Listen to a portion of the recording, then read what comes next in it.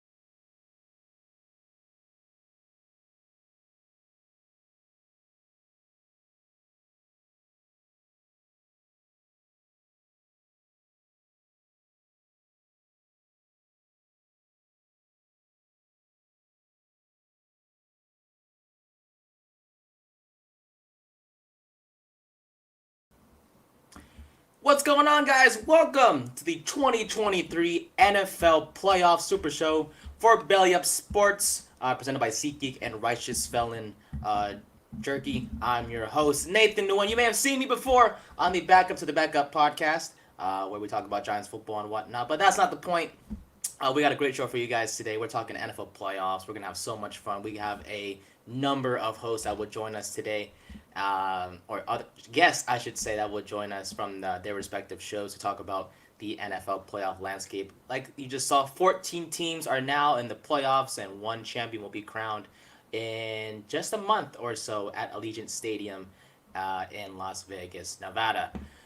Like I said, I'm not going to be alone today. We're gonna have we have a number of guests that will join me. And first off, we'll bring in my co-host of the Backup to the Backup podcast, my guy, Brian Germanaro. That's my guy, fellow Giants fan, my co-host in the podcast. I love him to death. He's been a great addition to my pod, and unlike my previous co-host, he's been consistent with me and very understanding. Brian, how you doing, my guy? It's good to see you again. I'm doing great. It's good to see you, too.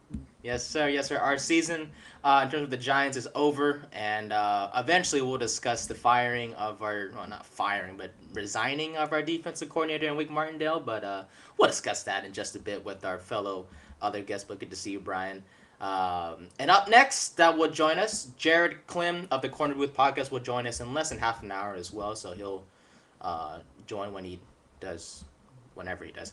But another guest I want to bring on today, he is the host or co-host of the Belly Up Fantasy Football Show. You guys saw him on many occasions this year. And then just about less than a week from now, he'll be hosting the Belly Up Fantasy Baseball Show. He's a very big Patriots fan, if I'm not mistaken. He's a Dodgers fan as well for baseball, which I honestly hate and not hate, I guess, because of the whole Shohei Ohtani stuff. But nonetheless, he is one of the best creators at Belly Up Sports, Kevin Wilson. Sir, how you doing? I'm doing great, and just to correct one thing there, I'm a Seahawks guy. Seahawks. Not Patriot, okay? No chance on the Patriots there. And I stand accused of being a Dodger guy, have been for years and years. I know that they're hated throughout the land, but that's okay by me. And so You're whatever jealous. happens there happens. That's right. And so I'm excited about today's show. And as you said, we got lots to talk about, and I'm ready to get into it. Yes, sir. So my apologies for I don't know how I got Patriots. I don't know either. That's clear on the other coast. And never been a Patriots guy. And especially with the interception at the goal line, certainly crystallized that. So, but I've lived to deal with it. Exactly. Alrighty. But in Seattle, almost getting into the playoffs this year, but unfortunately the Packers ended up winning their game. So Seattle would have been in the playoffs if the Packers did lose. But it's okay. There's always next season. That's right. Yes, sir. The host of the Captain Lou Extravaganza, another one of the best creators at Belly Up Sports, Lou Gamelin, joins us as well. Lou, how you doing? Hey, I couldn't be any better because I am sitting smack dab in the middle of the capital of the college football world because we are the national champions, baby. So Beautiful. It's a beautiful day in the state of Michigan, and our Lions are division champions for the first time in 30 years. Some of you guys weren't even born the last time we won the division. So life is good where I'm at right now, man. Glad to be on the show. Yes, sir. Thank you, Lou, for joining us once again. Of course, I was born in 2000, so you're probably right. I wasn't born when the Lions last won the division. That's but almost 10 years after that. I know, right? We don't need to talk about that, right, Lou? Hey, the past is past, baby. Now we got the Rams to look forward to. Can't wait.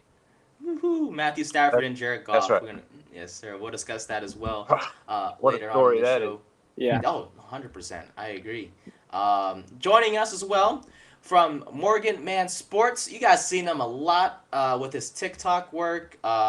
Because let's face it, us I guess teenagers or whatever use TikTok a lot, and that's why we're expanding towards that platform. But he's the host of the MorganMan Sports podcast. You've seen him a lot. Stacey Morgan, MorganMan, as we all know him. My guy, we've spoke before, and it's been a while. But how you doing?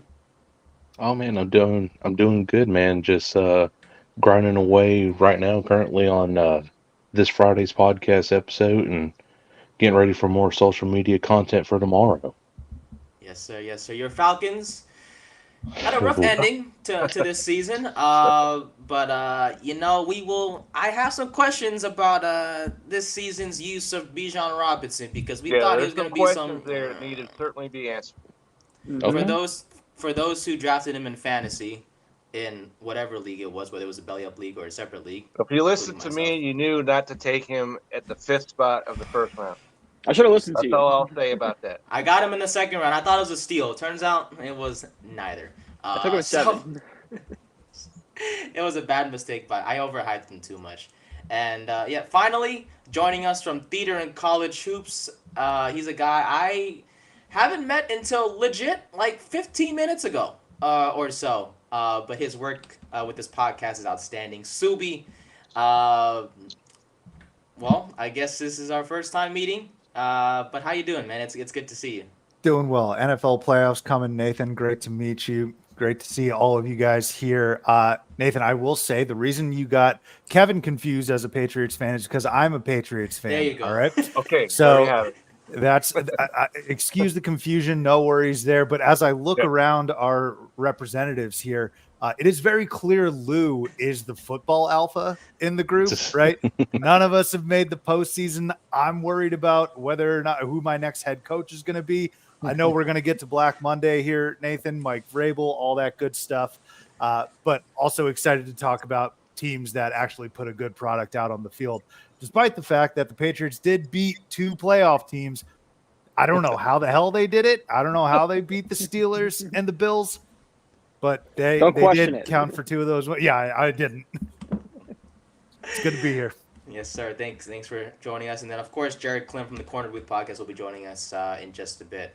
He's coming home from work, and some power issues going on around the neighborhood, so hope everything will be okay with him and everyone else in the area. But well, guys, like Subi just said, right? All of us, or our teams, I should say, are not in the playoffs except for Lou and the Detroit Lions, which you would think, right? Meaning coaches are going to get fired after our team's final game of the season. And for me and Brian, our Giants are most likely not going to fire Brian Dable unless some magical thing happens like tomorrow or something that I just jinxed. That wouldn't be magical. That's not the right word. No. So, I don't know how to explain it. I mean, we're over here dealing with a defensive coordinator resigning and he's not getting fired, or he decided to resign and go back home. I don't know. I heard he was on a plane to go back home, and I don't know what's going on with Wink Martindale. But look, Black Monday, we kind of expected a few coaches to get fired. I mean, look, I was at midnight, I think, Monday. What was it called? Arthur Smith was fired, if I'm not mistaken. They didn't even wait at midnight. Monday Yes, to get rid of him. that's right. 12:01 a.m. Wow, that's I respect it. I live in the West Coast. I'm sure you guys all of you guys live in the East Coast, if I'm not mistaken, correct? I'm in Texas. Texas, okay. I'm in Georgia. the Midwest. I'm in Chicago. A lot of central time zones here. Yeah. That's right. Oh, you would think it was mostly East. I thought you guys were in the East Coast or all on the East Coast time, but I guess not. No, that's supposedly where time begins, as I've been told in the past. But Central. That's told my whole life, and I've been in it. So. Well, I mean, regardless, like you guys mentioned, at 12:01 Eastern time, Arthur Smith was pretty much out the window, which to be expected. We'll get to that as well. But guys like Ron Rivera were fired as well from the Commanders. We had Mike Vrabel getting fired today. Look, there may be more coaches on the way that are getting fired. We'll see what happens there. But I think the first question I want to discuss with you guys and the rest of our audience is that, well, are we surprised with any of these coach firing so far? Is there some that you didn't understand, I guess is the right way to say it? Who may be next, in your opinion? Let's start with Kevin in terms of these questions. Well, I was not expecting Vrabel, to be quite honest, to get the axe, because what has he had to work with the last couple of years up there, other than Henry? And they made a horrible decision last year, and they drafted Burks, and it I don't know if he was involved in that decision, then maybe it's the right thing to do, but. I think he should have got at least one more year to get maybe things turned around a little bit, and especially when they just came off of beating Jacksonville and saying, "Hey, you are not making the playoff." Mm-hmm. So everybody else, Arthur Smith, that whole you can't do what you did, draft a Bijan Robinson and then forget how to use him. You've got the tight end that was supposed to be tight end of tight ends, and he's disappeared completely from the scene. And you got Drake London over there, and he doesn't know how to use any of those guys. And so there's no secrets of why he got booted. Especially he's running around the field. Looks like he's getting ready to punch Dennis Allen right in his face. Can't blame him. Yeah. And, you talk about coaches that need to get the heave-ho. Dennis Allen's got to go to the top of that list to me. But so that's where I'm coming in. Arthur Smith needed to go. Rivera needed to go. And so I'm not surprised by either of those two guys. I gotcha. Yeah, I mean, our Falcons expert, Morgan, will, I'm sure, have his opinion on the whole Arthur Smith and whatnot. But we'll go to Lou now. I guess we'll go clockwise, I guess. Next with Lou. Are you surprised by any of these moves, Lou? Or Well, I was like Kevin. I was slightly surprised that Vrabel got fired today, and I agree with him 100%. That's like they're in no man's land right now. Their quarterback situation isn't the greatest. Derrick Henry's probably done. It sounds like it, anyways. In Tennessee, is I think exactly. Yeah. And their defense is average at best. I just think that he didn't have a whole lot to work with, but I think it's going to be for him. I think it's going to be a blessing in disguise because I just have a gut feeling that something's going to open up in New England, and I think they're going to go after him hot and heavy. The other ones, I'm not surprised. Arthur Smith, I think, I think he wore out his welcome there a little bit, and Ron Rivera the same. And they've got a new ownership group in Washington, so that doesn't surprise me at all. I wouldn't be surprised if Jim Harbaugh ends up there, if not in L.A., because he'll be closer to his brother and his family and everything over there. So, no, not really super surprised. I'm sure the axe isn't done swinging yet.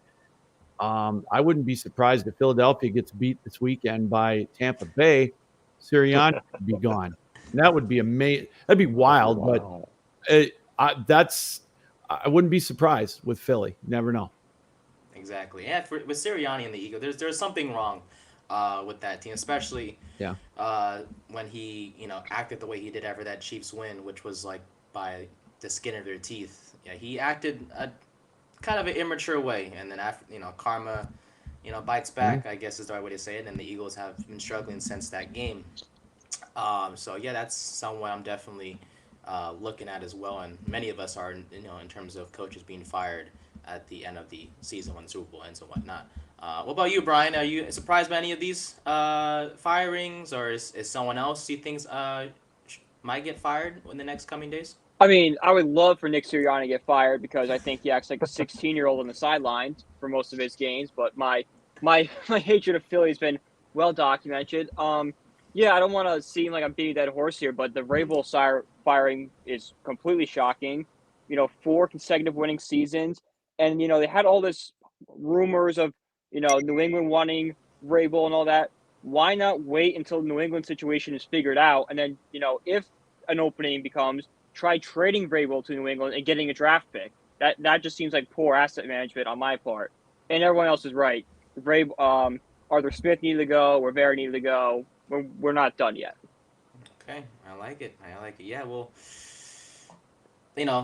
like you just mentioned, we don't want to keep beating a dead horse, and I hate the fact that Stacy, we have to discuss this with you because you're Falcons, right? It's just I just don't understand. Like, I wanted the Falcons to succeed this year because of the Bijan Robinson thing, and you would think, like Kevin mentioned, Kyle Pitts, the tight end of all tight ends, the next big thing, right? Drake London's a promising young star. The quarterback situation was a bit murky, but Desmond Ridder I thought coming into the season wasn't the worst option, but I mean, to finish 7-10. And to be as mediocre as the Falcons' offense has been these past 3 games. 7-10 is undefensible in that division. Yeah, like with the record you guys finished with, you guys almost made the playoffs. But yeah, being the Falcons expert you are, what do you think of the whole Arthur Smith stuff, Stacey? Are you surprised, or do you feel like this is the right move? Is there someone else you have your eye on for the Falcons job? What are your thoughts on all this?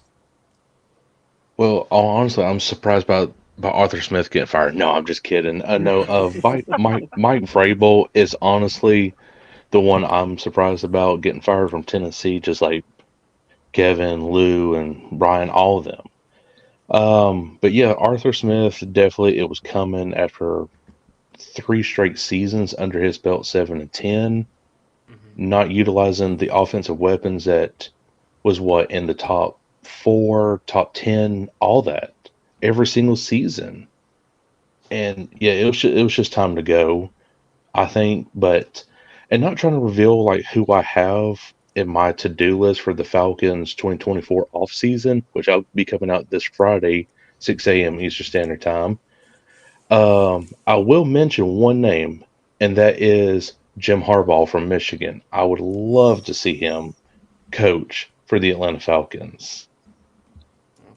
I like it. I hope that your 2024 plan may include a new quarterback. I don't know. Do we believe in Desmond Ridder, guys? Do we believe in him? Heineke? No. No. Sheesh, you guys are harsh. Man, I tell you. I thought I'd get one yes at least. Harsh if that's what we want to do. Yeah. Before we go on, Desmond Ridder is not like a complete bust. If he was under the right system, like a Kyle Shanahan system or Sean McVay, dude, Desmond Ridder would be balling right now, I personally think. I believe in Heineke. I believe in Heineke magic. The Commanders did too, and they still are not they're still not good. I guess we could go with Magic, but it got slayed down there in Atlanta. Yeah, I believe the Heineke magic. It's still somewhere there. What about Mac Jones magic? Oh no, that's no. Let's be realists here, Nathan. Yeah, he's done in a Patriots uniform. I do think it's fair for him to get another shot potentially elsewhere for a team that's looking to win and a better offense, better offensive weapons. But as it relates to the coaches, Nathan, very shocked by Vrabel. I'm not reinventing the wheel here. I think I'm duplicating what a lot of folks are saying. What I find really interesting is, and maybe I'm a prisoner of the moment right now, I don't know how you guys feel, but the crop of quote unquote free agent coaches or coaches that are available and those that are cycling out, I don't know if the names have been bigger. I really can't remember like a Jim Harbaugh that's going to be available potentially. Bill Belichick potentially available, right? I mean, this is way far-fetched, but who knows about Lincoln Riley? I don't know, right? Like that's very far-fetched, but these names are pretty big. And I think they're a big deal. And so Vrabel, right? I didn't think Vrabel would be available via firing. I kind of see the vision, like very slightly. I'm doing my best to defend the Titans here in terms of justifying their vision, which is, I think, a complete teardown. Just like burn the boats, get everything out of here. It's gotta be. Yeah. And it's like, Rand Carthen, do your thing. I don't know if it's going to work because finding a head coach is difficult in this league. So those are a couple of the things that I'm most looking forward to is these vacancies could be filled by household names. I think these vacancies are not going to be filled by maybe OCs or DCs that the, I would say the casual fan doesn't know about. Folks know about Jim Harbaugh, Bill Belichick, Mike Vrabel. Okay. Well, Subi, that's a great point you bring up with Tennessee. They remind me a lot of the Lions when Barry Sanders retired. They had a quarterback that left, a running back, a Hall of Fame running back that left. They got rid of their coaches, and they didn't have a quarterback. And they were in no man's land there. And it took, hopefully for Tennessee, it doesn't take 24 years like it took them to win a division. But boy, oh boy, it looks so eerily similar there right now. They're going to have to do a total rebuild. I totally agree with you. And I agree with you, Lou. If you're a head coach, why would you want to step into that situation where you're not going to win? For they should have left Vrabel there to kind of just, if nothing else, to build things a little bit, and especially if you're a named head coach. Yeah. Why would you want to go to Tennessee? Why? I agree. I think they're going to hit rock bottom before they start anything. And are you going to be that coach that's going to want to be the sacrificial lamb there for 2 to 3 years? By the time they start winning, you'll be long gone. 100%. Yeah. Oh man, look, when I I could sit here and laugh at the Patriots, but feel free. That's okay. Yeah, I mean, the Patriots and the Giants are in the same boat. We're coming. They deserve some comeuppance. That's all right. Yeah, I can. So if you want to lay it on the Patriots, you go ahead and do that. Oh man, but look, it'll be interesting with the Patriots. We know about Belichick and his role. Not only as a coach, but also as a GM. And my cat, which you can see right behind me, agrees. Patriots. Oh man, well we'll see what happens. But for me, I just think that so far the coaching firings that have happened so far have not been surprising as well. For me, names like Eberflus from Chicago is someone I thought because if for me. And also this kind of ties in with the question from our audience, Hector. What should the Bears do with the first pick? Well, first off, to answer that question, I think they should trade it to the Giants so we can get Caleb Williams. But I digress. Okay. What are you willing to give up? That's not happening. I'll give up Daniel Jones. I will give. We're still not there. Wow. Oh no, the train has come off the. Oh no, that's such a deal breaker, Daniel Jones, and we'll throw in Tommy DeVito for the story. For the story, yes sir. And look who's here! It's Jared Klim from the Corner Booth Podcast. Welcome, Jared. What's going on? Well, hey fellas, I was looking a little too pedestrian in here. Some of y'all don't have enough hot enough takes. I gotta throw some gasoline on the fire. Says the guy whose team is struggling so far. They are down. Nate, it took our backups for you guys to beat us for the first time in a decade. Oh no! Okay, hang on. 24-0 with your stars on the field. You actually thought we showed up for that game? I swear Jalen Hurts broke his finger on purpose to get out of that bullshit. I think it's almost – so here's my thinking about the Giants stadium. I love New Jersey as a whole, as a state. My family is from New Jersey. But that recycling bin you guys call a stadium with that instant injury you guys call a turf is an abomination to football.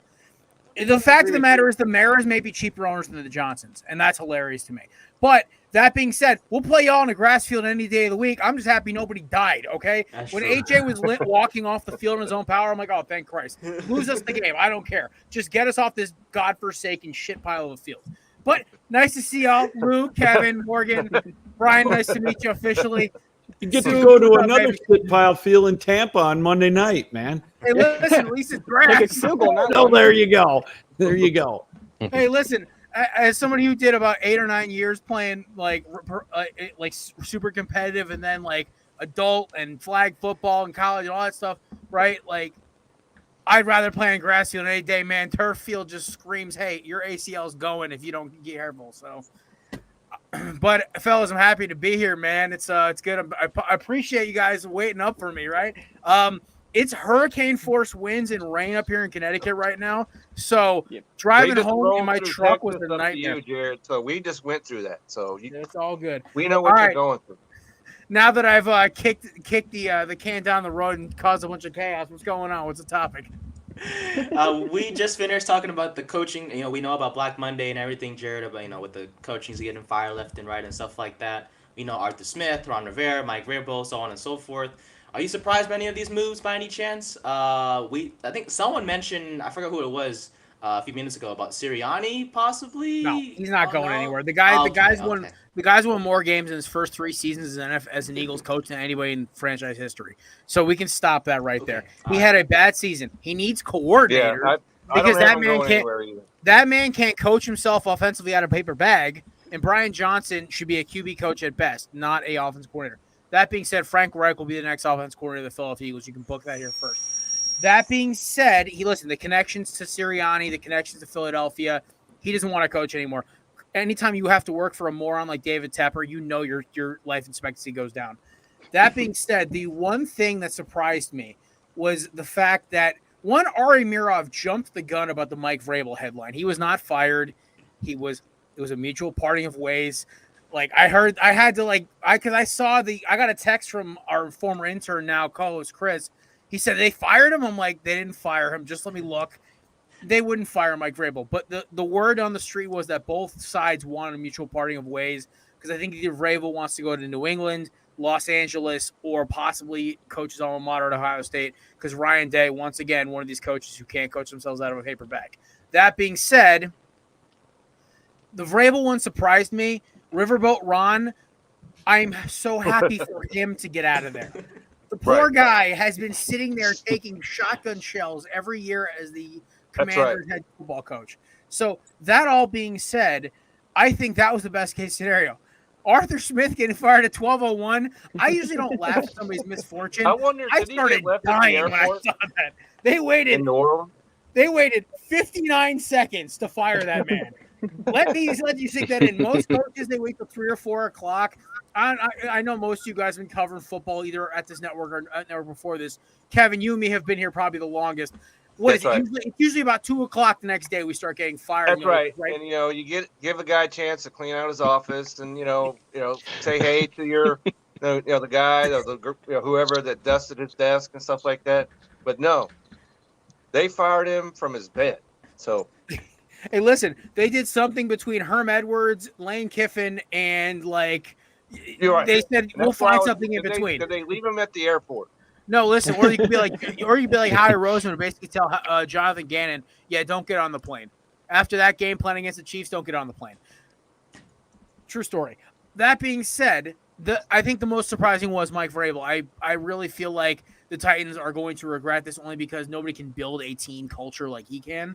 He's one of those coaches that kind of reminds me of the coaches of early years with like the Andy Reids, the Belichicks, the Marty Schottenheimers, the Dick Vermeils, where they built cultures around the team. And it's not just some guy who's 5 years older than me who was associated with Sean McVay or had a cup of coffee with him. So that being said, I definitely think Mike Vrabel was the one that surprised me. And also, any coach who threatens to cut his member off to win a Super Bowl, that's a coach I'd play for. So, there you go. That's Jared 2 cents on a Black Monday. I think teams who are looking for a head coach just need to find the next Dan Campbell, because that guy can just, he can motivate a team. Lou knows his lines. Yep. Lou, you know how it goes. Dan Campbell, man. Yep. What's funny is when he got hired, the whole kneecap speech, everybody was making fun of him, laughing at him. Across the country, and it's great to see people having to backtrack off of that now, and all of a sudden he's a great motivator. The gambler, they call him Dan Gamble here in the Detroit area. Well, we saw that against the Cowboys. He reported. Decker reported. Whoever it was, they reported. The refs are. Man, I hate the refs. Well, you know what, guys? They're setting it up. The NFL scriptwriters are setting up because the you heard here first. The Lions will beat the Rams on Saturday or Sunday, whenever they play, Sunday and night. then the Cowboys will beat the Packers. But what will happen is these two teams will play each other again. And Motor City Dan Campbell, who I have been driving the fan train of since day one, because you'd give me a coach who says he's doing double dunks of espressos and biting kneecaps, I'll grab a rifle and fight for that, man. So here's the thing. Dan Campbell and the Lions are going to be a problem in the postseason. I think the funniest thing about this, I don't know how much you guys have talked about it in the postseason already, but No, we haven't got into that. if you're a gambler like me, go just hand in at least a 20 or two to the sports books. You're going to lose money the next couple of weeks because all bets are off now. All bets are off now. The one team that does not want to, that should not have given themselves a 2-week bye in the 49ers, gave themselves a 2-week bye. Because I think they were the team that was looking like they were starting to cool off a little bit after their high of stomping these losers into the ground. So after that, you know, you have the Lions who played hard and beat the Vikings. Because then again, you know, me, Kevin, and Luke can line up and beat the Vikings at this point. And That's right. then you throw in the fact that Philadelphia gets a nice tune-up game against Baker Mayfield, who can barely walk straight. And then you throw in the fact that the Packers are, I think, 7 of 8 in the last 10, or 7 of 8 in the last 7 of 8 in their last 8 against the Cowboys in Jerry World. So, yes, that was all Aaron Rodgers, but I digress. Still kind of, that's partial ownership in my opinion. So that's just the NFC. The AFC, I mean, we can talk about Peacock being the dumbest thing I've ever seen for a streaming service, but Come on, Jared. It can't be that harsh. well, listen, Yes, I'm we not can. paying to Yes, watch the we Dolphins can. choke again. Look, you go, no, Jared. for You those go. of you who don't know, if You go. This is the stupidest idea I think I've ever heard of, is putting a football game, especially with the Kansas City Chiefs, behind some friggin' wall that you have to friggin' put money want the into Swifties to slot pay it. to be able to watch the game. That's I making no sense. I disagree. I think it's a great idea because the NFL knows that all the fans will pay for it. They're just making more money. And So they, that's There's the thing, fans man. pay for it too guys this that year. are heroes. Jim That's- Cornette would agree with all y'all except for Lou. well, See, Jim that's the Cornette. thing, Lou. Yeah, I okay. need Well, he to- got hit with his own tennis racket one too many times. All right. Lou, I need to take a stand, man. Like I'm gonna hit a bar. I'm gonna watch the game, or I'm gonna go to a friend's house. But damn it, I'm not paying that $6. I'm doing hell no. whatever I can to not pay, just to take a $6, take a stand. It's Well- not just the $6. It's you got to have Prime, then you have to have Hulu, then you have to have Peacock, then you have to have who knows what after that. And You pretty two for the soon, ticket. Well, it's Yeah, the you know- way- me for you. Well, listen, I've got some connections about how to get around Sunday Ticket, but I won't say those on air because those guys who get around Sunday Ticket are the real heroes. Yeah. Don't do it, Jared. Don't do it. Oh hell no, I ain't ratting them out. You're gonna I mess actually me met, up. I actually met one of the guys who runs one of those sites. Those dudes are some of the smartest guys you will ever meet in your life, man. They are like computer wizards, and they make serious money off redirecting those sites. It's crazy. But You just yeah, have no, to, you know, they're the heroes, man. They're heroes. you just have to go through a few ads, you know, here and there, and then you'll be able to watch the game. But you know, Nate, the ads may be. Nate, if you really want, I've got the site, and there's only one ad you got to click on. That's it. These guys. It's funny, Nathan, you mentioned about going with ads because you pay for Amazon Prime and Yep. you still get that damn ad. Still get the They ads. just It's started ridiculous. that nonsense about a week or so ago, and so you're still paying for it and getting the ads any damn. Exactly. So what's the advantage of that? Exactly.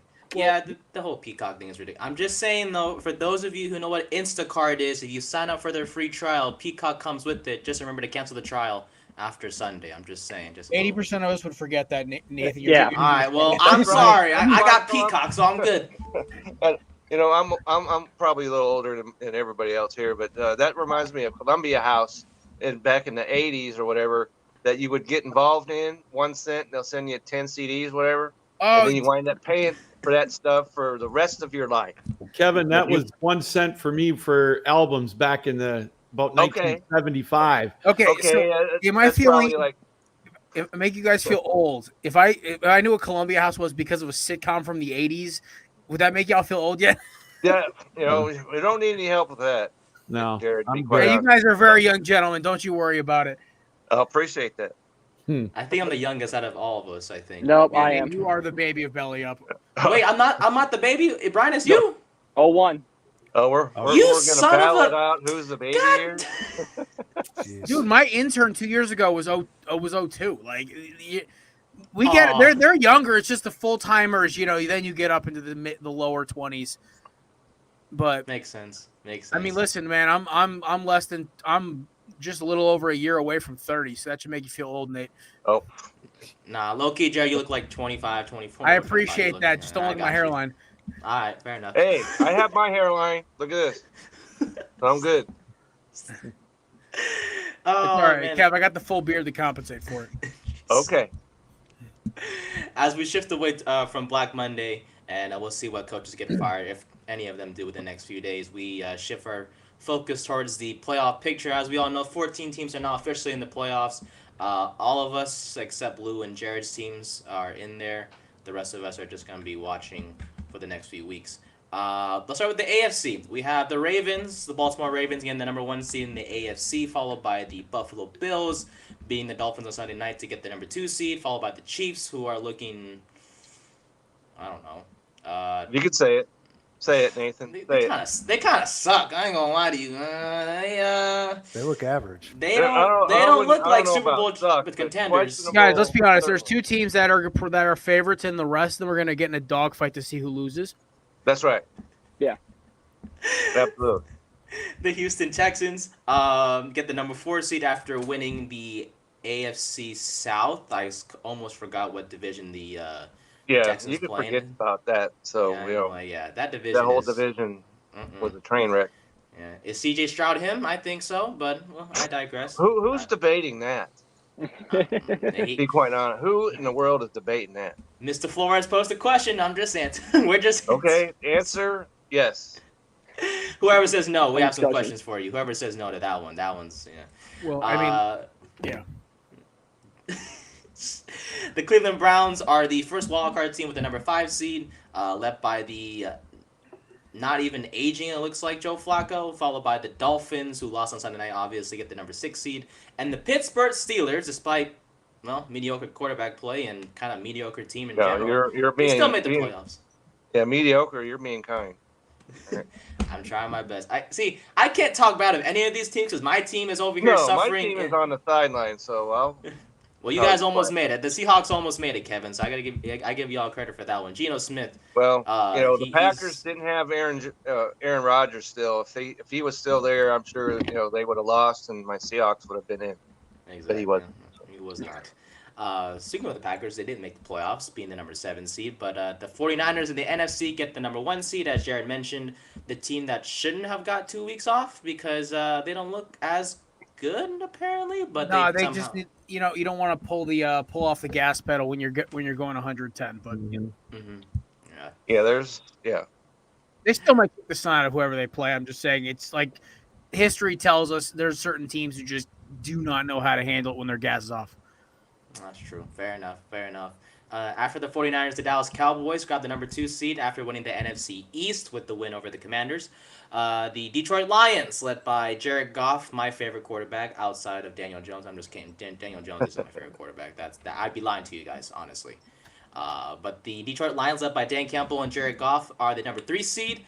The Tampa Bay Buccaneers win the terrible, I guess, NFC. It seems like both South divisions are terrible this year. Yeah, they probably should, maybe annex the entire South somewhere else because they're both sorry. The Panthers will be back next year. I'm telling you. Panthers will be back. Okay. They'll be back. Trust me. Bryce Young. Battle cry right now. They won't. David, yes, they will. I believe in Bryce Young. David Tepper still owns the team. Okay. They will be. He's the new Dan Snyder, except for harassing cheerleaders who harasses coaches.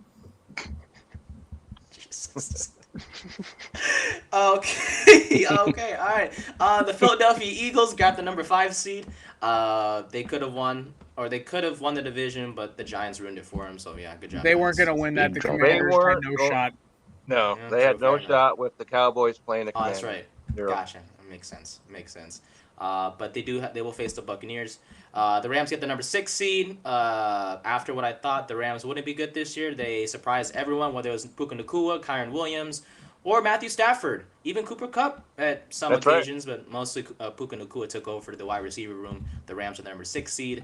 And then the Green Bay Packers, we just talked about, grab the number 7 seed. I don't have the whole bracket for our audience to see, but we get copyright strikes. That's probably a good thing. yeah, okay, yeah. So I was gonna say, let's be safe now. But yeah, so we know the Ravens and Niners get a first round bye, and so let's start, I guess, with the AFC. Bills and Steelers. Do we have any predictions for that one? Are we all on the same page with who's gonna win? Bills will roll them. The Steelers. Yeah, Bills. Probably, you are riding into the sunset with Mason Rudolph. Yeah, it's unfortunate that the Steelers got the Bills because like I said, Tomlin needs a statue, but but that ride is over, and Buffalo, they've got it. They've got the offense, they got the defense, and so I don't think the Steelers are going to put up much of a game here because they shot their wad, just trying to make the playoffs. Well, the Bills did too, kind of, but they're at home, and it's kind of a when you look at what Allen, he had 8 incompletions, but still somehow threw 2 interceptions. And so that's the only concern I have with the Buffalo Bills is, can he not turn the ball over? If he does not do that, then Buffalo's got way too much for the Steelers. This reminds me of the postseason game where the Steelers had to go to Arrowhead when Kansas City was rolling a couple of years ago. And I hate Nick Wright. I really don't like Nick Wright, but I thought this was clever when he said it was better than a bye week because they got a tune-up game against the Steelers. Chiefs went out and demolished them. I think that's – yeah. No, so 2019, sorry. One of those years, but the Chiefs did everything in their power. Yeah. Right, Kevin. So to your point, the Chiefs or the Bills are rolling right now. They're doing everything in their power to make the postseason, but they got the 2 seed as a result. The Steelers still ended up with the 7. Yeah. The only thing that we haven't mentioned, guys, I think even with this player playing, we're all taking the Bills. TJ Watt's out. Like TJ Watt is there's out. No chance. Huge problem for them. It's over.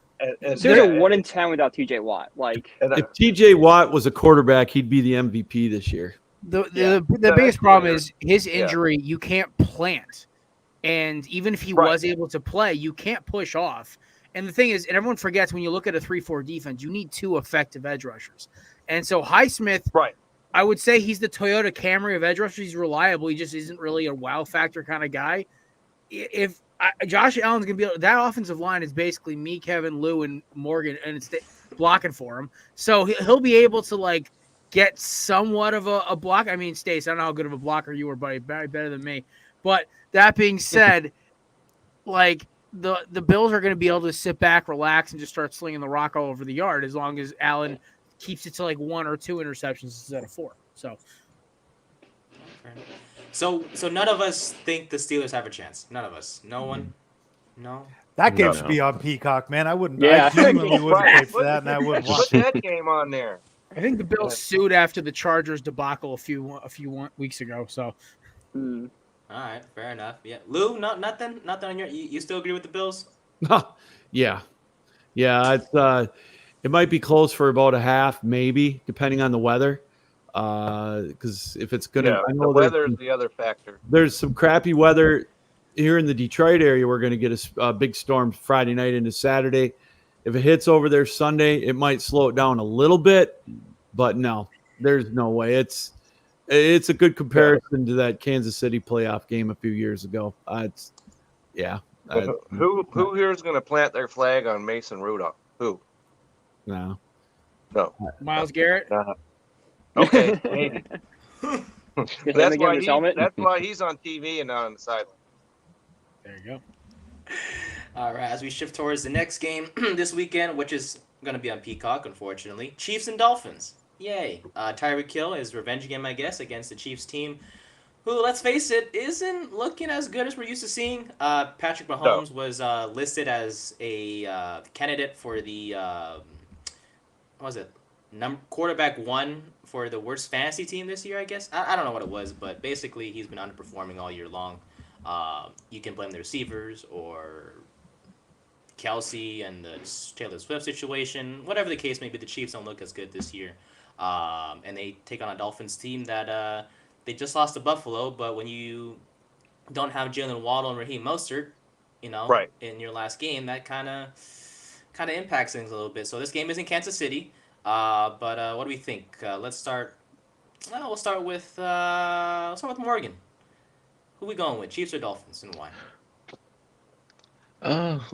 Go Dolphins, because I'm getting tired of the whole Taylor Swift and Oh, come Brittany on, Morgan. Mahomes, It's just fine. everything Come going on, on. man. I think it's cool. I think it's Oh, cute, goodness. man. Come on. Yeah, but they have to short every Just 25 go ahead and seconds. I don't eliminate like all it. the Swifties from the postseason. But I but no, mean, yeah. Patrick Mahomes, he's been underperforming all season, and really his best weapon, Travis Kelce, again with Taylor Swift, has just been on a slow downgrade.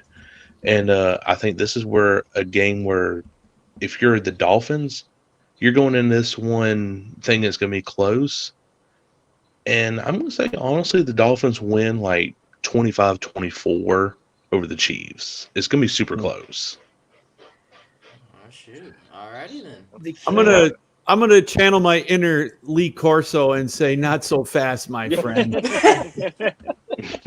I feel like me and Lou. Morgan, I got to call you out because you also told me that the Falcons were going to beat the Lions by 2 touchdowns earlier this year. So Oh boy, yeah, that's right. No. it's going to be Yeah. it's going to be 5 degrees in Kansas City on Saturday night.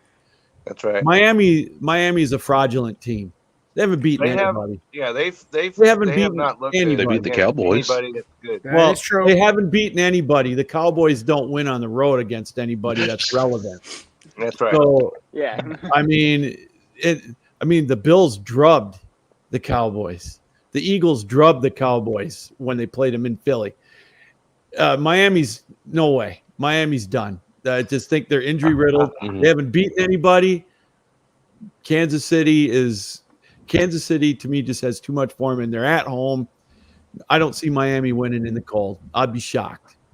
So one thing I will add, the biggest factor on the Miami Dolphins roster is Raheem Mostert, aka Too Fast, aka Who had too him injured. scoring 21 TDs this year? Yeah, they need him running the football. Him and Devin Achan and Jeff Wilson need to be going off.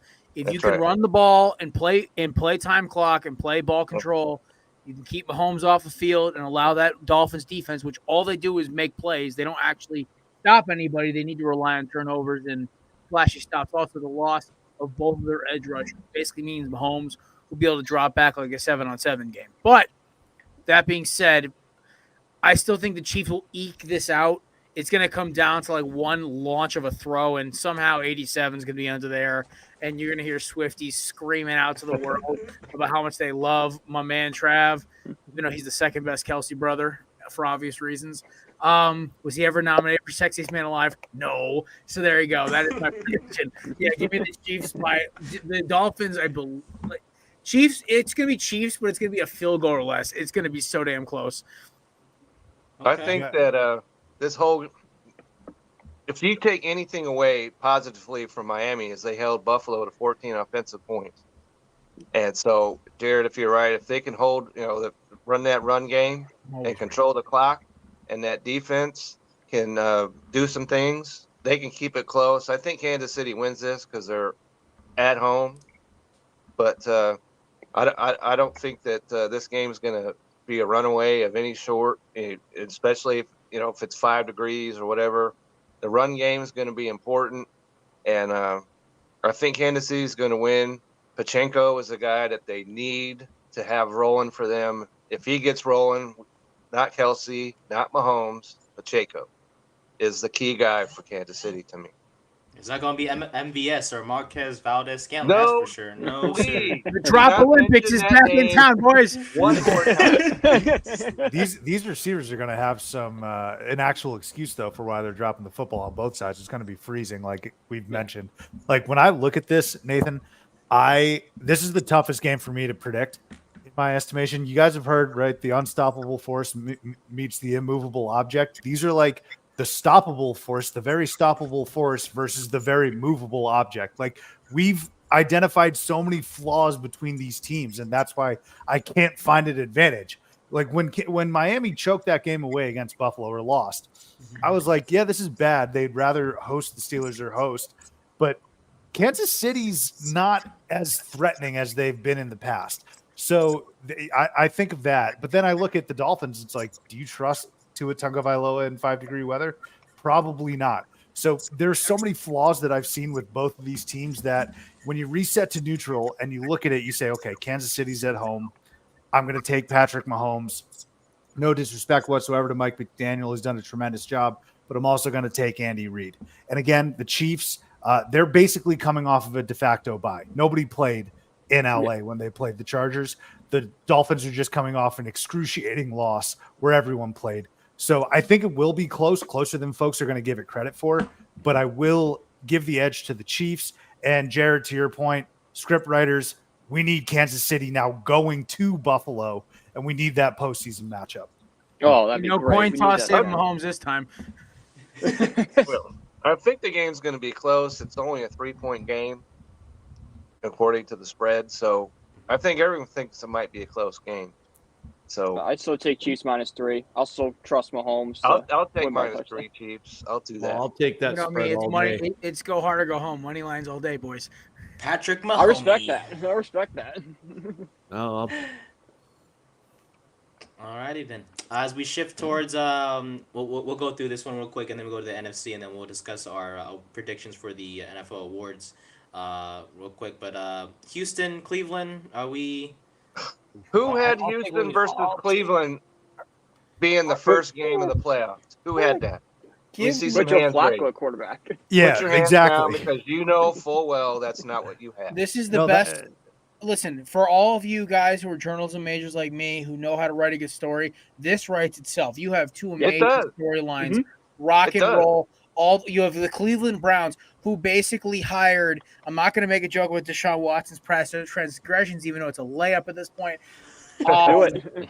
Come on. Say it, Jared. Sorry. Say it. Fine. NFL Bill Cosby. Anyway, so here we go. So here's the thing, right? Or, I'm sorry, Sergeant Rubin Tug. Anyway, so that That's a being good one. said, Oh no. the Browns they're like the Bengals back when I was in middle school, college, right?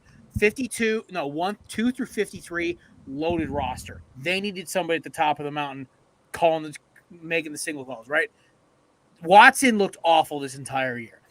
But so did whatever excuse for running backs, quarterbacks, whatever they had after the Nick Chubb, Dorian Thompson, whatever, DTR, and all that other crap, right? Flacco has come in, and all of a sudden, Amari Cooper remembered how to play football. And David Njoku, Cedar Grove's finest, shout out to you. Shout out to my mom's high school, the only state title in their entire history. David Njoku, my grad class, right? Hey. There we go, Cedar Grove High represent. And the best part about this is that they're playing with house money. Their season was over. But the best part about the other team they're playing is they're not supposed to be here. No. Now, my boldest No. prediction was they would Come on. possibly. 6 wins, maybe. I said 8 wins plus on my show. Hector, Okay. who is a Well, that's more than I diehard thought, Texans so fan, you're already on the right road. yeah, he looked at me and goes, 8 wins. I'm like, Hector, this ain't a hard division, and I think CJ Stroud is the next Aaron Rodgers. Mhm. Me, tinfoil hat theories aside, but like that being said, the dude just everything he does is just like chef's kiss when it comes to playing quarterback. So I will finish it with this. The biggest problem for the Browns is that the Texans are young and hungry and excited. Flacco's experience can only get you so far when you believe in a culture. Now, do I think the Texans are going to be able to go into Buffalo or go into Baltimore and beat anybody? No.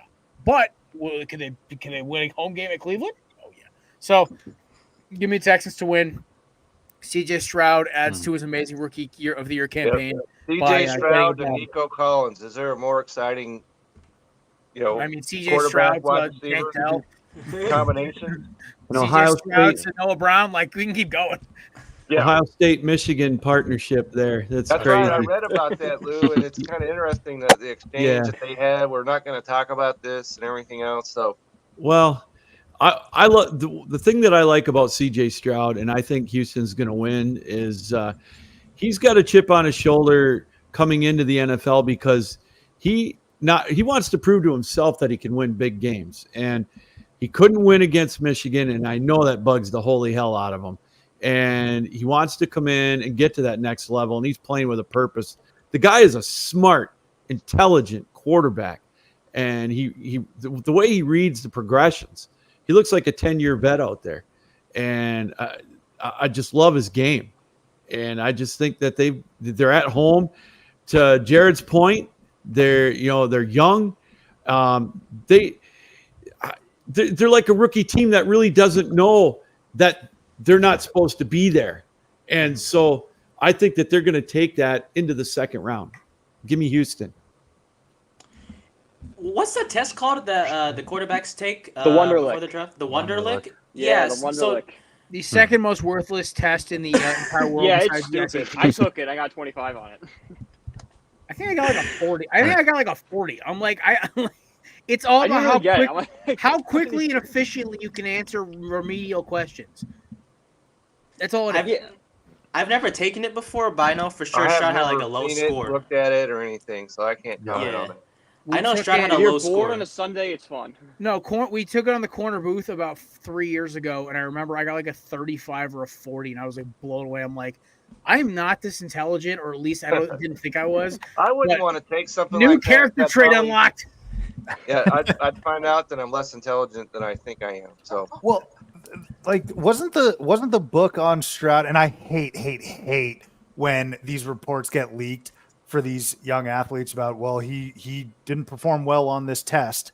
And I think that was the book that came out on Stroud. And some people were like, well, that might tank his value, X, Y, and Z. It's like, dude, did you see what he did against Georgia? Like, Stacey, I'm assuming you're a UGA fan, right? Like, did you see, like, did everyone see what he did in that semifinal game? That should really be all you need to see, right? Case in point, Michael Penix. Vice versa. I love Michael Penix. Well, guys, I am going to say this because I do have to go right quick. Give me C.J. Stroud all day, Houston over Cleveland. And if we're going to go this far, I'm just going to go ahead and just jump the gun. It's going to be 49ers and Ravens in the Super Bowl. Hands down. Oh, where's your sense of imagination? Your love of chaos. And give me Lamar Jackson for MVP. You probably want doubling Dodgers, up on Yankees, don't you, MVPs. Cupcake? I like that. All right, Stacey. Thank you, Stacey. I appreciate you, man. Appreciate you coming love you, on. Stace. We'll talk to you See soon, ya. man. Thank you, dude.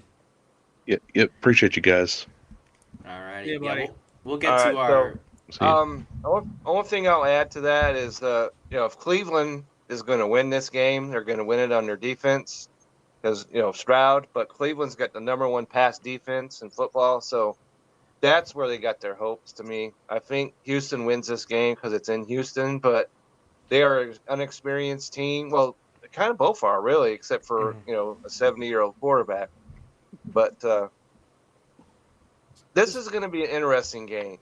And it could go either way. Houston at home, I'm going to take that. Dale, if you're watching, I'm sorry. And because he's a Cleveland fan, he's a good friend of mine. He's actually been on the show with me before. So, but having said that, Houston at home, and it's going to be it's a great story either way. So, but if Cleveland gets that defense rolling, it's going to be a close one. Yeah, so Kevin, I'm hearing a lot of Texans picks in here. I'm actually leaning towards the Browns. I think the Browns are going to go in and win this game. Original. I like it. If the Browns win this game, it's not. No. So I just want to make sure it's not actually 1.5 point favorite. So yeah, and I think there's a reason for that. And I want to make sure, just from a narrative perspective, obviously what the Texans have done is nothing short of remarkable. Nobody expected them to be in this position. I would hazard to say, though, for the Browns, after like week 3 or whenever Chubb's when they had 78 quarterbacks, just blew up. I don't think folks expected the Browns to be in this position as well. Stefanski's You never done a do. wonderful How job. can you? Yeah, How can and you have any faith in the you can't. In the That's past? true. You can't No have matter how faith good the in them. Browns are, always remember them as a team that won one game in 2 years. That's what always be my memory of the Browns. And I think they've shed that though, to be honest with you. Yeah, And like I do honestly, too. I do Miles too. Garrett has not had a sack. I don't know if he has recorded a sack like the last 5 or 6 weeks. At some point, he's due, and so I'm looking forward to seeing him get home. I think they can ride this defense, and I trust Joe Flacco. Not only we know about his seasoned experience, Well, he's done it a million times on the road too. So I that's like right. the Browns in the here. playoffs, he's a different quarterback during the regular season, but the playoffs, he's a different guy. Alrighty. I mean, I'm probably gonna go. I'll go Houston. I'll probably be original here and just go Houston. I love Stroud. I just love the young team they have. D'Amico Ryans has done a hell of a job. He's gonna be up for Coach of the Year for sure. Mufasa. You should win For all it. you Eagles fans, that's what we call them, Mufasa. Philly legend. Speaking about Philly, we'll get to the NFC actually right now. Niners at the number 1 seed, as we all know. I mean, let's be honest. Dallas, Green Bay, we're all going Dallas. No surprise, unless one of us want to go crazy and pick Green Bay. But I'm not going crazy, but we were all going Dallas a few years ago when Aaron Rodgers threw to Jared Cook and Mason Crosby hit that game winner. Just be careful, Dallas. I think the Packers Right. can keep it close, but I don't think they'll win. But it's at home. I give Green Bay. I'm gonna say love, because Green Bay, is not a team that I can love. No at pun all. intended. No pun intended. No pun intended. Jesus, Right? always, But take this man off camera for a couple seconds. right. But no pun intended again. But you gotta love their quarterback. I traded for him in my dynasty league. I've got him in both leagues. I liked him. I made a trade for him, and he's performed. And everybody was like, "Oh no!" When they were, what was it, 3-3 or whatever that was that they started the season. They're like, "Oh, Jordan Love's got to go," but that was me. I'm not gonna lie to you. That was me. Okay, but that's fine. Go ahead and sometimes you just got to say, "Hey, I was wrong." exactly. But nobody 4,000 yards later, here he is, and but Dallas is a different beast at home. Yeah. I think this is the clearest game out of all that we could talk about right now. The Cowboys win this game, and they win it rather easily, as they, except for lose Lions, they have blown. My Seahawks too were hanging around them for a while, but everybody else at home, the Cowboys have handled easily. I think that happens here on Sunday. Yeah, I think Green Bay is. Nobody dislikes the Packers here more than I do. I grew up, with the Green Bay Detroit rivalry in the 70s and 80s and beyond. But I'd love to see him win this Saturday or Sunday. But I just think Dallas is going to put 40 on them. It's 40 is about the number I'm looking at too, Lou. And I'm in the Dallas area, but I will not claim the Cowboys. Okay, it's going record right now saying that. Right. And but in this game, the Cowboys are the clear favorite, and maybe if they can keep it close for a little while, but I see the Cowboys winning this game easily. Okay. Alrighty.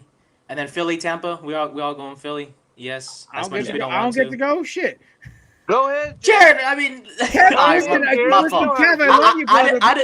I didn't mean to. My rolled fault, away Jared. with that segment. I had about 10 seconds to talk. My fault, Jared. That's my fault, Jared. That's on me. We're My on the fault. Kevin Wilson show. No, it's all good. It's all good. I'm just playing. I do the same freaking thing. All right.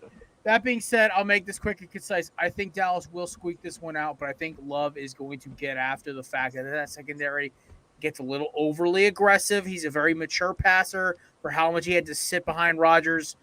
I think Dallas will squeak this out. I think they're going to get at least their one. They're going to get their second and done pass this year. So that is my reaction. Okay, I feel you. See, I wanted to get to you specifically, Jared, because your Eagles take on the appreciate Buccaneers. that. I'll just double up then. Okay, double down. Is it double up or double down? I'm not sure.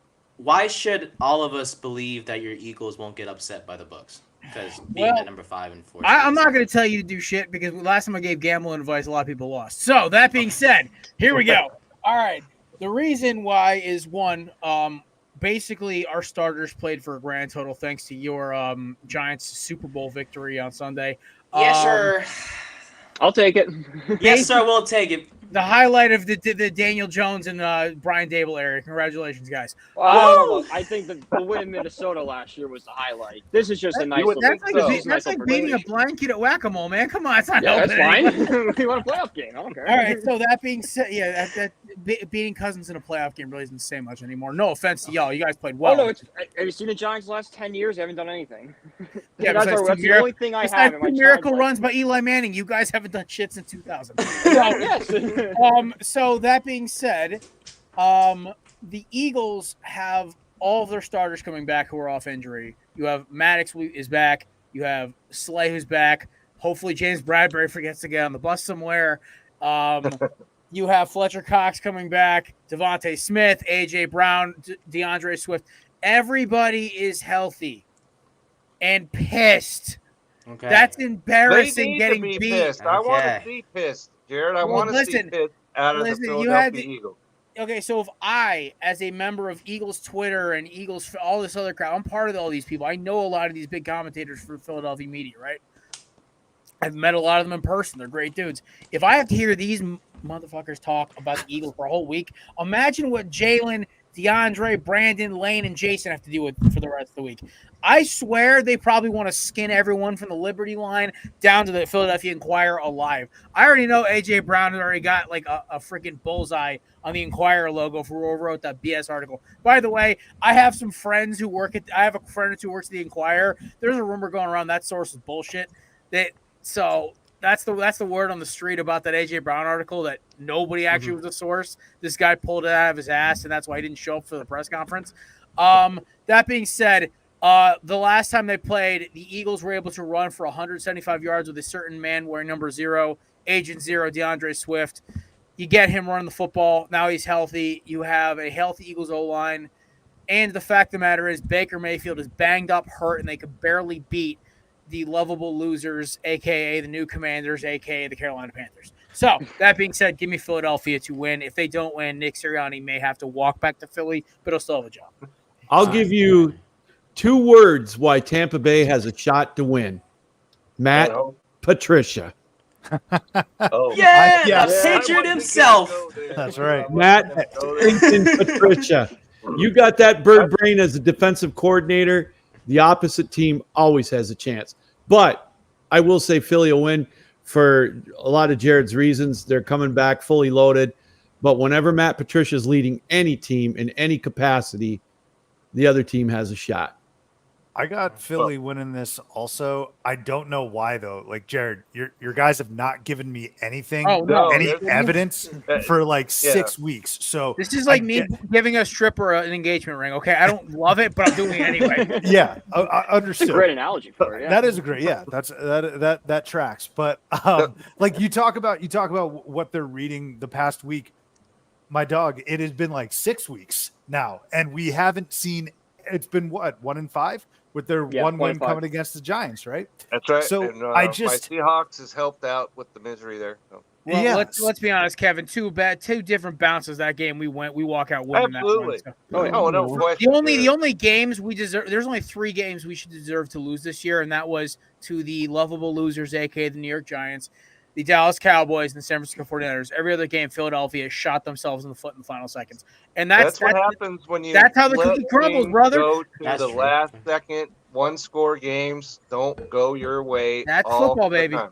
It's football, exactly. So the only comparison I'm making here, and I'm sure it's been made, is to that other team in Pennsylvania.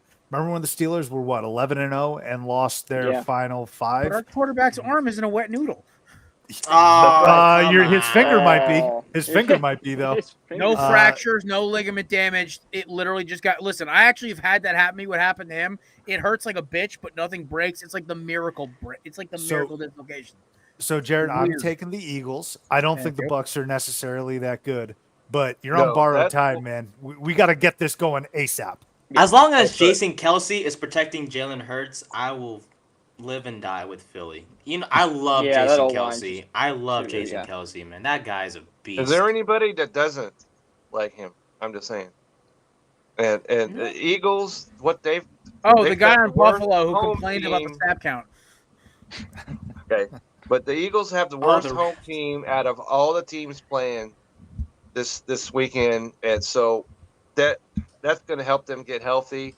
And I see the Eagles winning, and Tampa has a chance because it's at home, but Philadelphia, if they show up, they're going to win this game. Yeah, unless Baker Mayfield goes crazy, yeah, it's going to be Philly. Here's the question: what do you do with Baker Mayfield if you're the Bucs? Do you roll next season with him as your starter, or do you look for a replacement? One more year. Just give him one more year. Well, what are you going to get at his pick? Maybe at Bex, McCarthy, or Penix? I'm taking Mayfield or either of them. J.J. McCarthy, who is terrible, Michigan himself. Yeah. That was the running back show, by the way, last night. If anybody, that's right. Not the I already quarterback. started writing my draft. Sure. I already started prepping our draft show, which Corner Booth Draft Previews began in March. For those of you who are wondering, because our 5th annual run through of this, McCarthy's draft stock actually dropped harder to me last night than Penix did. Penix got beat by drops and bad penalties. McCarthy basically didn't look good though. Yeah, but to be honest, when you're basically on your back every 5 seconds, you try to it's hard to win if you're. That has nothing to do with Michigan's defense. Oh, the fact that you guys have like an all-pro interior D line, like Lou. My biggest fear when betting on that game last week was saying, "Oh, it's like the 2022 Eagles defensive line up front." Like I swear, anybody 1 through 4 can hit the quarterback. That's terrifying to me. So, Penix was shot from the start. Your running backs hobbled. Your offensive line are all under 310 pounds. Basically, the only way they're going to win is if Michigan's secondary fell asleep, which sometimes they did, but unfortunately, so did the receivers when they were trying to catch the ball. So. Right. Brian, I'm telling you, if Saquon leaves, I want Blake Corum. I want that guy in my back. I want him in my backfield. Well, Saquon is leaving, so go for it. No. I have 5 jerseys of that dude. I don't want to have to. That's on you, brother. No, that's right. I thought he was going to be a Giant for life. He's a running back. I love him. I can't let him go. Well, they're going to franchise him, and he will I have leave. Russell Wilson's 2 jerseys in my closet, so I can't say. I will pay Saquon whatever he wants. Jerseys, dry your tears with them, okay? I will pay him what he wants. I will pay Saquon what he wants. I don't give a care. I hope you do too. Then give him Jones's contract. Give him Jones's contract. I'd be happier than giving that son of a cord here, fellas, and we're getting off topic. Anyway, exactly. We are. Look, let me just say right here, at least with the Russell Wilson jersey, it's the same last name as mine, so I can wear those and be okay. True. Fair enough. But nobody else knows it's your last name except for you and your wife. That's true. The last game on the NFC slate is Detroit and the Rams. So this is specifically for Lou, because I want to get to the awards before we, don't want to drag on too long. None of us are picking the Rams, right? Yes or no? Any of us? I'm not. I wouldn't be so sure about that one. Yeah. Real quick, why? It's coming down to a coin flip for me. I want the Lions to win, but let me be honest. Matthew Stafford and Kyron Williams scared the piss out of me. Okay. Yeah, and them losing Laporta, that's a huge loss to me. Yeah. For the Packers, and the Rams, I think, come in as hot as any of these teams.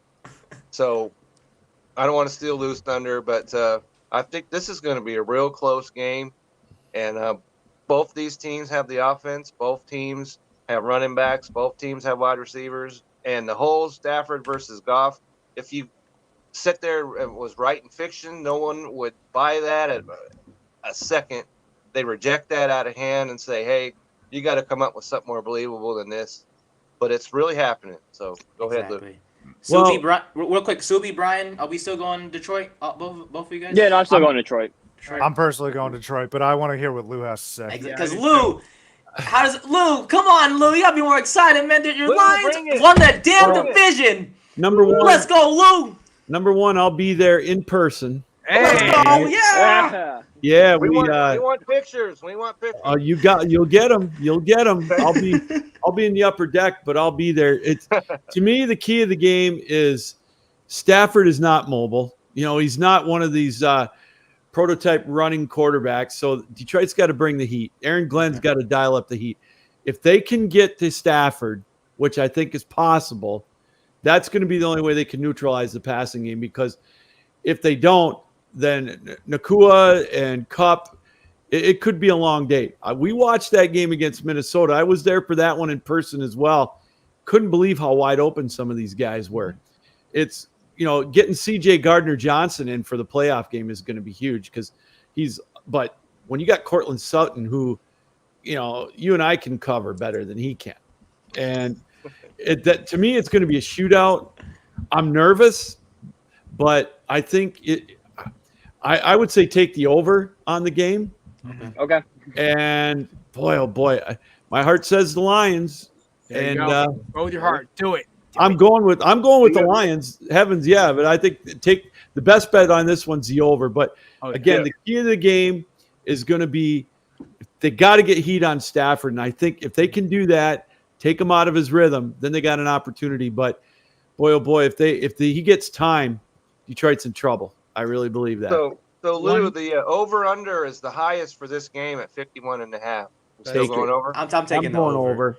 Jared, you have something to say? Jared, I do. So one, Laporte is day-to-day. There's nothing serious wrong with his knee, so he will play Sunday. If he doesn't, it'd be actually more shocking to me. Second, the way to beat the Rams has been the same all year. You press the hell out of those two receivers who like doing their business inside 5 yards, and you load the box. As much as I love the ability of Matthew Stafford's arm, those receivers won't beat you over the top. They're not burners. This isn't like you're playing against Deshaun Jackson and Tio, okay? They can't run by you. Nakua's quick, but he's not fast. There's a big difference. Everyone knows this when you watch football. Wes Welker, quick. Randy Moss, fast. There's a big difference. So that being said, you press the hell out of those two skinny receivers of theirs. You make them beat you over the top, and you make Stafford win the game past 20 yards. And you make Kyron Williams break 3 tackles before he gets past 5 yards. It's not a hard blueprint. The 49ers did the first time they played. I believe, didn't your Seahawks do it to him, Kev, at least once? No, they lost to him both times. So but they played him close in L.A., and that's exactly what they did, Jared. And they missed the field goal at the end. That's why. Oh, that's right. I lost money on that game. I was cursing your kicker's name. So that being said, that is all I got. But that is my little 2 cents on that one. That is how you're going to beat the Rams. It's by making everything stay in front of 10 yards. You know how what's it called for the Rams defense? How we didn't know any names outside of Aaron Donald. It still holds true to this day. Yeah. So no one's going to cover Amon-Ra St. Brown or Laporte if he does play. Of course, no one's gonna stop Montgomery and Gibbs in the backfield. To me, Detroit's they're gonna have a day. Amon-Ra's gonna have a day. I'm going 8 catches, over 100 for Amon-Ra. I love that guy so much. Maybe because he's on my fantasy team, but that might happen, Nathan. That might happen. The Rams are the 20th ranked pass defense. That's not what you want going up against Detroit. Exactly. Well, and again with the Rams, they're gonna. I think the same blueprint that I said about the Lions holds true too. They're going to bring heat against Goff. If he doesn't have any time, if you pressure him at all, he's going to make mistakes. And that's what worries the hell out of me. We've seen it. And when he's got time, he's deadly. But so Lou, maybe it's because you're closer to the team, but I actually think they're going to win as a result of Jared Goff's play. I'm expecting Goff to actually have a quality outing because so much has been made about Stafford's homecoming. Oh, yeah. And how it's been an amicable breakup. But I'm over here being like, Jared Goff hates the Rams. I think Jared Goff wants to go out and perform incredibly well. Super Bowl team banished to Detroit, and he wants everyone's exactly. Everyone's talking about the amicable breakup, and there is love for Stafford. I wouldn't boo him, but if I'm Jared Goff and I'm the Lions, I'm like, this guy is probably pissed. Let's go out, play well for him, and I actually am expecting Jared Goff to play well, and I think that's why the Lions are going to get this win. And where did Goff go to college to? The University of California, Berkeley. Yes, sir, my dream college that I got declined to. Hallelujah. I'm a Pac-12 guy, by the way. Again, yours. That was I'm a Pac-12 guy. You should go to Arizona instead, man. Yeah, I would have. I could have, but I did not. Tequila shots out of a belly button 101. Great intro class. I'm not seeing the problem there. I'm not either. Here. I'm saying, listen, I went to a school that's known for partying, but that's because there's nothing else to do in New Haven besides that. So. You're right. You're right. I want to get to the awards real quick for the NFL before we head off, but we need to, I want to give a shout out to one of our sponsors in SeatGeek, and they have a quick message for us, so we'll get to that real quick, and then to our awards, and then before we head off. So, hey everyone, it's Ryan from No Credentials Required to talk to you about one of our newest partners at Belly Up Sports, SeatGeek. Yeah, live sports is great on television, but the feeling of being at the arena is a priceless experience. That's why our friends at SeatGeek are there to help you find the best tickets at the best prices. Not only can you get tickets to sporting events, but you can also get tickets to concerts, comedy shows, musicals, and more. Search for your desired event now at SeatGeek.com, enter promo code BellyUpSports at checkout, and you save $20 off your first purchase. SeatGeek. Life's an event. We have the tickets. Thank you, Ryan, for that message for That's SeatGeek. right. Remember, it's Belly Up Sports, all capital. Yes, sir. 20. I've used it. It's great.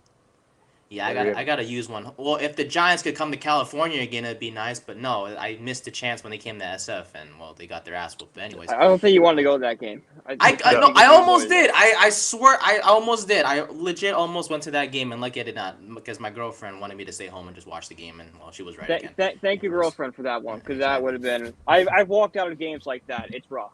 Yeah, she's outstanding, I tell you. All right, real quick before we head off, guys, I don't want to drag it on too long. Our award predictions for this season. I guess we'll start with the kind of boring ones and work our way up to MVP. Defensive Rookie of the Year, the likely winner is Jalen Carter, Jared's favorite from the Philadelphia You don't Eagles. have to ask me, it's Jalen Carter. Jalen Carter, yes, we all go on Jalen Carter. We all love Jalen Carter. Like, you want to talk about metrics, stats, tape, he wins it. Alrighty. Offensive Rookie of the Year is the likely favorite is C.J. Stroud, followed by Puka Nacua, Laporta, and Jahmyr Gibbs. Right. In fantasy, Stroud. I'm giving it to Puka. Fantasy-wise, Puka, but other than that, Rookie of the Year. But that's what I wrote my article last week. We'll get to that in a minute. C.J. Stroud, baby. The Texan man himself. Yeah. Defensive Player of the Year, Myles Garrett, Micah Parsons, T.J. Watt. We are going with Jurassic Miles. Miles, Brian Miles. Yeah, Watt. Subi TJ Miles. I'm going Micah, I think. No. You can Why? take Micah out of a game. You can't take Miles out of a game. TJ Watt. Okay. TJ Watt. If Watt was healthy, I'd go with him, but the problem is he didn't But, finish. you know, he didn't hurt himself till it was, what, the third quarter. So Yeah, you know what? Honestly, it's a coin flip between Jurassic Miles and TJ. Yeah, I'll probably go Garrett for that one. Offensive Player of the Year, Christian McCaffrey, Tyreek Hill, and CeeDee Lamb are the three with the best odds to do so. Give me McCastrisk or give me Jeff. Right. CMC, McCaffrey, CMC. Yep. CMC. Let's Best running back season since Adrian Peterson. 21 TDs. 21 TDs. Out of this world. He's been phenomenal. And then there's the debatable one, Comeback Player of the Year. Do we? Yeah. I don't know, guys. All right, who else on this ballot besides Damar Hamlin? Let's rip the elephant off. It's Joe Flacco. It's Joe fucking Flacco. It should be Joe Flacco. That's the thing. Joe Flacco appeared from where? His couch? Maybe Came out of nowhere, straight off the couch. Straight off the couch. Just like Justin Pugh, but the difference is that one player actually did something, the other one can't block to save his life. I think it's Joe Flacco. It should have been Joe, but it's gonna be Damar. Let's kind of be honest. Yeah, he made one play? I think he played 18 snaps all season. And I think that was it. We're not going Damar because we're not upset. It's just that he hasn't done much. We all understand that he came back from death. We understand what he came back from. Yeah, that's the thing. That he's he didn't healthy, play. that he's upright. We'll give him props. You know, he's healthy and he's upright. Like I said, name another award after him for overcoming extreme odds, but don't give him the award for coming back to what you technically, by legal definition, he came back to exactly what it was before he got hurt. Before a special team safety who had a quick first step. That's what he was. Yeah. And maybe don't put his name and number on the behind of a the ambulance. On the ambulance. Yeah, don't do that. That was insane. That's kind of that was questionable. Don't put his name on an ambulance. Zooming in on him during that, they flashed the ambulance ride presented by Damar Hamlin being alive. Yeah. So I'm going Flacco. All right, fair enough. And then Coach of the Year, the likely favorite is Kevin Stefanski. And this is all from the New York Post, by the way. They say that Kevin Stefanski is the favorite. And I'm not just saying this because Lou's here. I low-key think it should be Dan Campbell, but I digress. No one's going D'Amico in here? I'm going D'Amico. I'm going. The Lions just won the division. I wasn't born. Almost made the playoffs this year.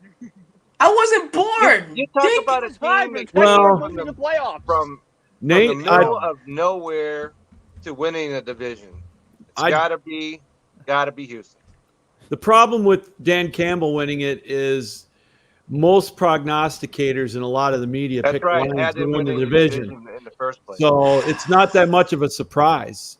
No, I'd have to it go with D'Amico Ryans. I love what That's he's right. They doing. were in the Houston. favorite to win the division. It would almost be more like disappointing if they didn't win it. 100%. That's And I And- plus and I took the over on Houston for their win total. So It's I'm the same calling reason Sirianni, Sirianni baby. didn't win it. I'm letting my Sirianni love didn't for win last Detroit. year. That's probably why I'm letting my love for Detroit's success No, get no, to me. It's That's the probably same why. reason Shanahan didn't win it last year. Neither did Sirianni. They were expected to be contenders.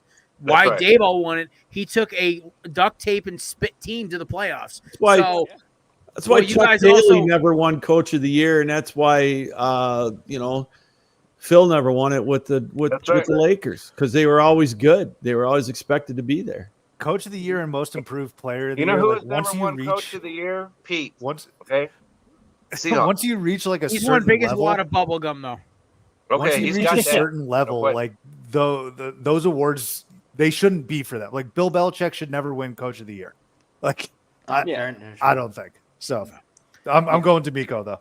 All right, It's Nate, that- yes. let's rip the band-aid off and hit the hard one right here. Exactly. MVP. Lamar, Dak Prescott, Brock Purdy, Josh Allen, Christian McCaffrey, and Tyreek Hill are the top 6 candidates for this award. One by Are we one. saying who's going to win it? or who Seacrest should stats, win it? Lamar. Jared, so is Jared gonna go Lamar? Yeah, No question. no Brian, It's going to be Lamar, but I would love if it was Christian McCaffrey. me too. Subi, It's going to be Lamar, and I think it should be Lamar. Lou, I'm right there with Subi. Both ways, I think it should be Lamar, and it will be Lamar. If they give it to Dak Prescott, I'll puke my guts out. No, it's not happening. It's not Kevin. happening. Dak had That's too why- rough of a patch towards the end of the season. So Nathan, my it'll be question okay. is this who we think's going to win or who we think should win? I know two who I different think is answers. going to win is Lamar. Who thinks it's Lamar is going to win it? No question about that. I would give it to CMC. Same. I give it to CMC too. personally, I give it to Tommy DeVito because I'm just kidding. He only Okay. played 3 games. I'm just kidding. He fucked up our draft position. No, Brian Daboll did that, but that's a whole other question. That's man, right. that- That's a whole Alright, fair different enough. discussion.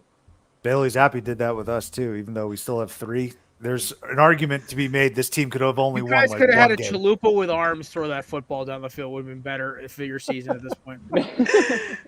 The fact that Dak Prescott's up there for MVP, it's a bit shocking. As he has Listen, 18 he had a- turnovers. He had a great season. He had a great He season. The deserves problem to is, it's be just up there. He doesn't deserve to win it. he got No. gift wrapped so many short fields because of that defense.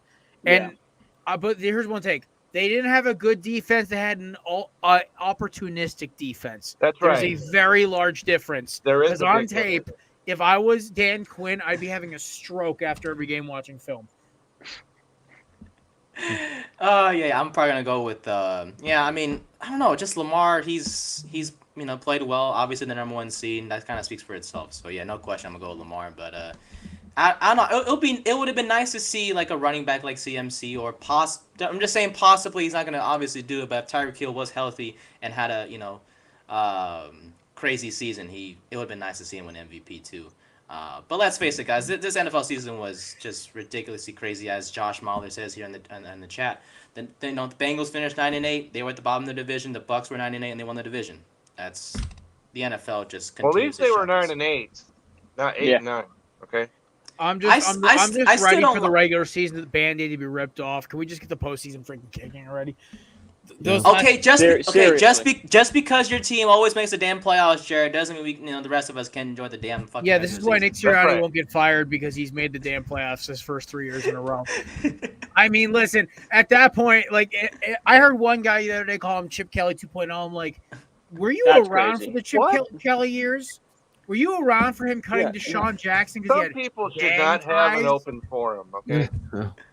Philadelphia fans are the one fandom who should not have access to Twitter. I mean, Hey, it's guys. funny. It's funny. I hate to do this. I gotta run. I just wanted to say thank you for having me on. This has been Yes, a lot sir. of fun. Thank you, Lou. Enjoy the playoffs, eh? And Before good you go, Lou, I got it because we're just about to end it. I got to get it from you before you go. Who's winning the Super Bowl? You got to give me a team. Is it your Detroit or is it someone else? It's not going to be Detroit. Okay, all right, we good. I would love it to be the Lions, obviously. Me too. But, Me too. No, I don't want to go chalk. Something tells me San Francisco is not going to the Super Bowl. I could see a wild card run by the Eagles if their heads are on straight. Ooh, But Jared again, likes like it. I said, when you got Matt Patricia leading your defense, I don't have any faith in him. So I think Matt it's Patricia wide was open. just like a smoke screen. They were trying to figure out if they could get Ron Rivera as an advisor. But anyways, thanks guys. I appreciate it. It's been a lot of fun. Thank you, Lou. I appreciate you, sir. Thanks for joining us. We appreciate bet. you. I think at this point now, let's look. We reached the end of the show. We talked about a lot of stuff today. Black Monday, the playoff picture, award predictions, all that stuff. So before we go, if you guys would like to just tell our audience where we can find you outside of this show. Let's start with Brian's with me with the podcast. So I'll start with Jared. Jared. I mean, we see you all the dang time at the Corner Booth podcast every week. Oh, yeah. Where else can we find you, good sir? You can find me in the motley crew of morons, a.k.a. my crew of co-hosts that I love dearly, Matt and Chris.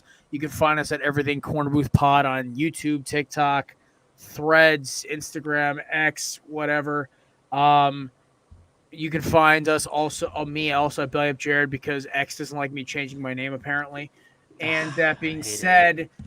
we are always live at 7 on Thursdays for the Corner Booth pregame, where you can catch some of these motley characters getting a little rip roar and raucous as usual.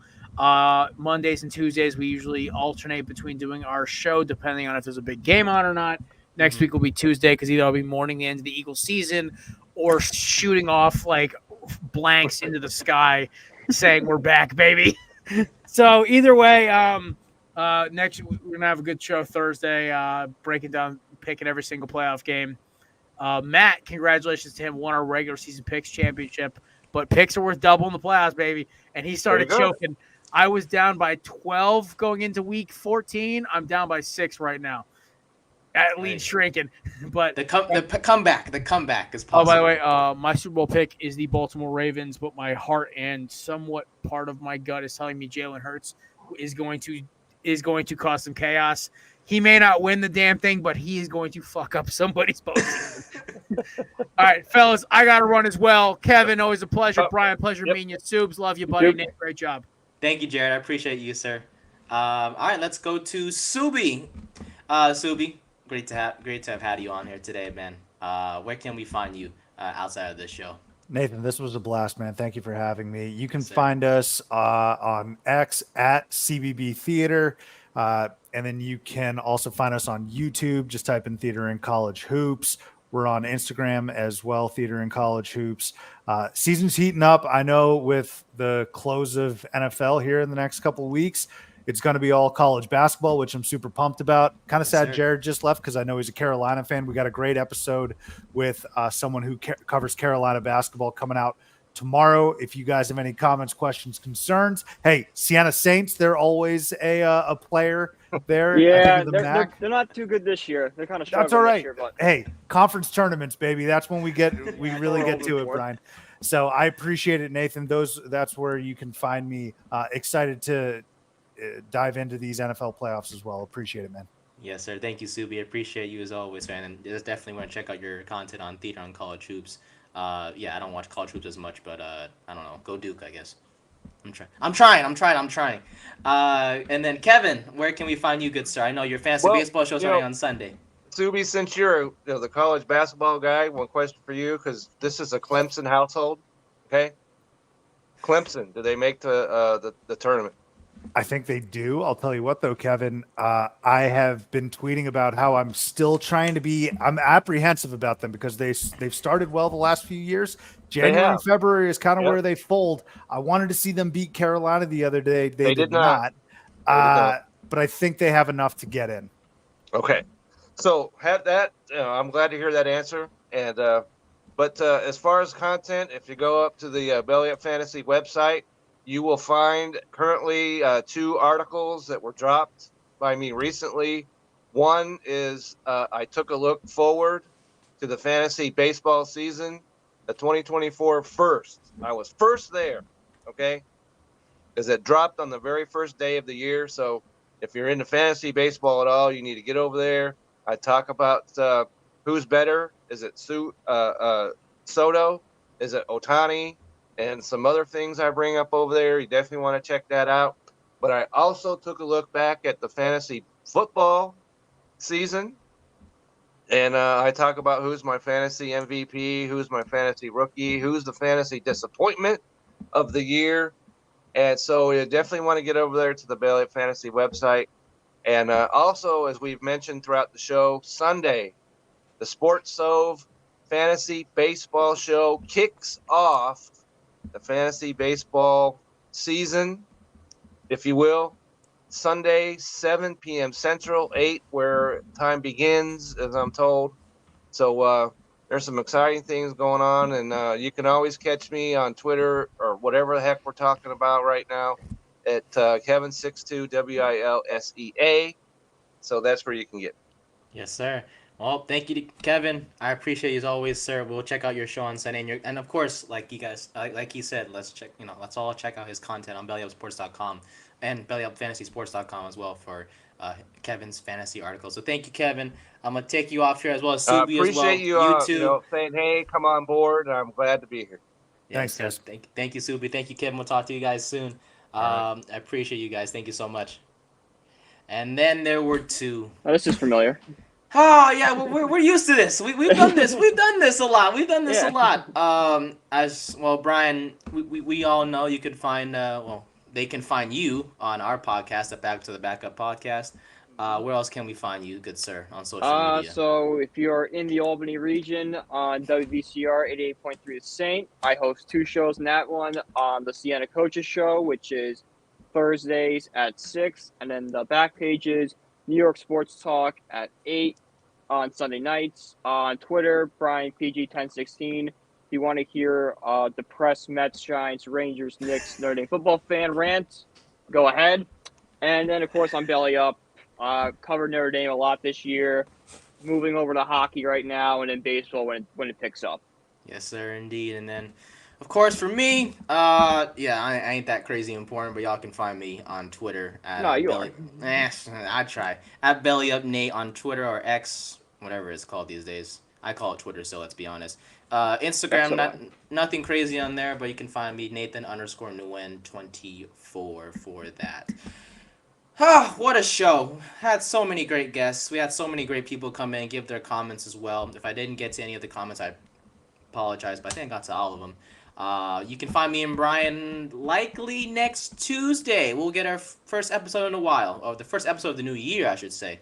Next week, we took a little bit of a hiatus, but that's partly my fault. But we'll get to our first episode next week on Tuesday to discuss the first round of the NFL playoffs. Maybe some Knicks talk. We'll see. Let's be honest. We don't think we'll see what's going on. Yeah, we'll see from there. Thank you to y'all for joining and watching the 2023 Belly Up Sports NFL Playoff Super Show, presented by SeatGeek and Righteous Felon Jerky. We'll see you guys next time. Like I said, you can find me and Brian next Tuesday on the Back Up to the Backup podcast. Until next time, thank you so much, and we'll see you guys soon. Enjoy the playoffs. And, oh, wait, Brian, who we got win this Super Bowl? I'll go Niners. I'm going Ravens. All right, fair enough. We're boring. See you guys next time. See you guys. Thank you very much. No one I like.